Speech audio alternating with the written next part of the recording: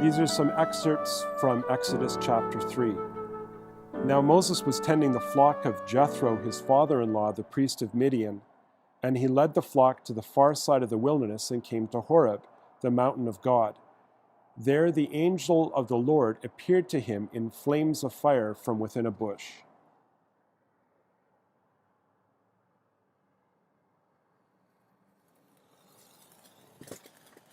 Moses saw that though the bush was on fire, it did not burn up. So Moses thought, I will go over and see this strange sight, why the bush does not burn up. When the Lord saw that he'd gone over to look, God called to him from within the bush, Moses, Moses. Here I am, said Moses. The Lord said, I have indeed seen the misery of my people in Egypt. I have heard them crying out because of their slave drivers, and I am concerned about their suffering. So I have come down to rescue them from the hand of the Egyptians, and to bring them up out of this land into a good and spacious land, a land flowing with milk and honey. So now go, I am sending you to Pharaoh to bring my people, the Israelites, out of Egypt. But Moses said to God, Who am I that I should go to Pharaoh and bring the Israelites out of Egypt? God called Moses through the burning bush.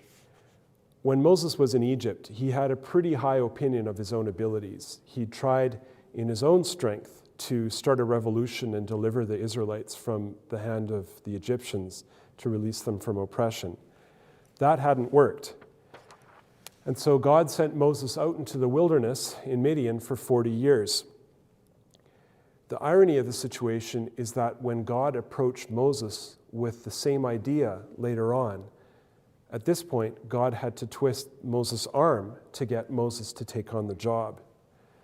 Moses earlier had had too high an opinion of his own abilities. It seemed at this point he had too low an opinion of his own abilities. And the chapter goes on, and the next chapter goes on to talk about how Moses started coming up with excuses as to why he couldn't do this job that God was asking him to do. But God provided everything that Moses needed to be able to do the job, including the help of his brother Aaron. And I think we can learn something from this. When God asks us to take on a job, sometimes we can have too low an opinion of our own abilities.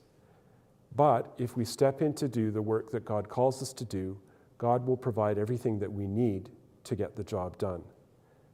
There's an old saying that God doesn't call the qualified, but he qualifies the called, so that when we step forward to do what God is asking us to do, he teaches us what we need to do in order to do the work that he's called us to do.